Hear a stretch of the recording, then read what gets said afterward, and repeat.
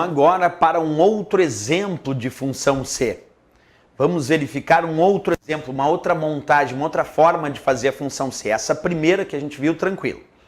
Nesse segundo exemplo de função C, nós vamos analisar o que chamamos de resposta textual. Porque tu pode, dentro da função C, colocar como resposta, como resultado, texto. Mas aí, esse texto tem que constar entre aspas, para que a função C não retorne um erro. Então vamos comigo montar uma outra função C, um outro exemplo. Acompanha passo a passo. Igual SE, abre parênteses, e agora eu vou colocar A1, menor, maior, B1, ponto e vírgula, entre aspas, eu vou colocar mouse. Mouse. Entre aspas, coloquei ali mouse. Atenção. Pronto. Ponto e vírgula. Entre aspas, agora eu vou colocar aqui copo. Copo. Fecha parênteses.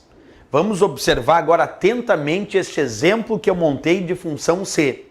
Ela também apresenta 3 argumentos, porque a nossa função C tem que ter 3 argumentos. Mas observa como estão montados agora esses 3 argumentos. Vem comigo. O primeiro argumento é sempre um teste lógico. Nesse caso, A1 menor maior B1. Professor, o que significa esse menor maior? Aí que está, esse sinal menor seguido no sinal maior significa diferente, diferença. Então a leitura desse teste lógico que está no primeiro argumento da nossa função C é A1 é diferente de B1. Observa, o teste lógico botou um sinal menor seguido no sinal maior e isso significa diferença. Então ele está perguntando, A1 é diferente de B1? Aí tu tem que responder o teste lógico entre verdadeiro e falso. Daqui um pouquinho vamos analisar, mas antes vamos conhecer a nossa função C. Primeiro argumento, então, tem um teste lógico. No segundo argumento da função C, tem a palavra mouse entre aspas. E no terceiro argumento tem a palavra copo entre aspas. Nós temos que lembrar que o segundo argumento é a resposta se o teste lógico for verdadeiro.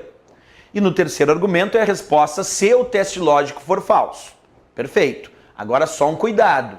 Se tu botar dentro do segundo argumento uma resposta textual, quer dizer, não é um cálculo, tu quer como resposta texto, coloca esse texto que tu deseja como resposta entre aspas. Porque se tu não colocar mouse aqui entre aspas, a função C vai retornar um erro. Então, se tu quer que a resposta seja um texto qualquer, eu botei aqui mouse, e não importa porque eu botei mouse, eu só botei por botar. Mas é isso, botei entre aspas, mouse, porque eu quero como resposta, se o teste lógico for verdadeiro, que ele responda mouse. E aí a resposta será mouse, entre aspas, se o teste lógico for verdadeiro. Agora, se o teste lógico for falso, daí tu tem que responder o que está no terceiro argumento. E nesse terceiro argumento eu botei copo, entre aspas.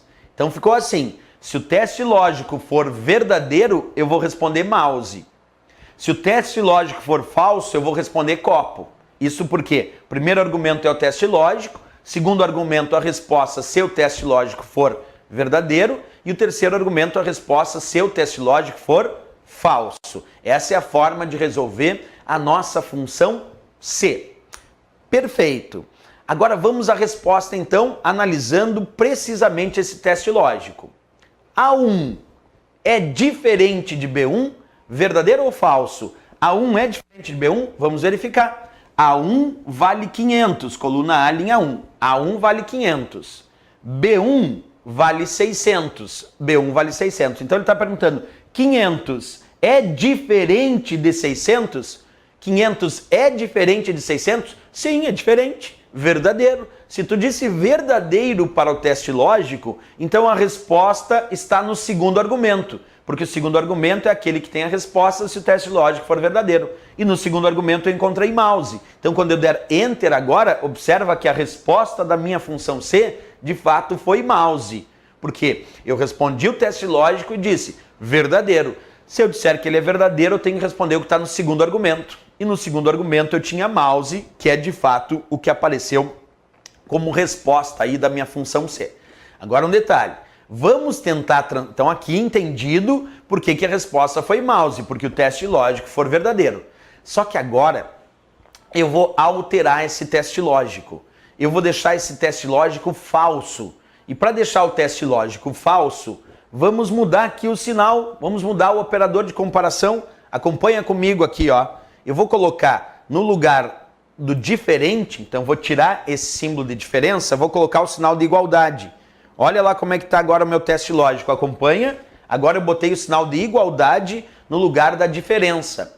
Então vamos ver agora como é que ficou. Ele está perguntando no meu teste lógico se A1 é igual a B1. E aí eu te pergunto, A1 é igual a B1, verdadeiro ou falso? Vamos ver, A1 vale 500, B1 vale 600, então vamos lá. A1 é igual a B1, 500 é igual a 600? Não, 500 não é igual a 600, então é falso o teste lógico, não é igual. Observa, 500 não é igual a 600, falso o teste lógico. Se tu respondeu que o teste lógico é falso, então tu vai para o segundo ou para o terceiro argumento? Para o terceiro argumento. Sempre que tu responde que o teste lógico é falso, tu não vai olhar o segundo argumento, vai esquecer que ele existe e vai direto para o terceiro argumento. E no terceiro argumento nós temos escrito copo, entre aspas, porque é texto. E aí eu vou dar enter, a resposta dessa minha função C, observa, tem que ser copo. Por que copo, professor? Porque eu considerei o teste lógico falso. E quando eu falo que o teste lógico é falso, eu tenho que ir para o terceiro argumento. E lá no terceiro argumento, como vocês podem observar, tinha a palavra copo. Por isso que quando eu dei enter e confirmei a função C, a resposta foi copo. É isso, pessoal.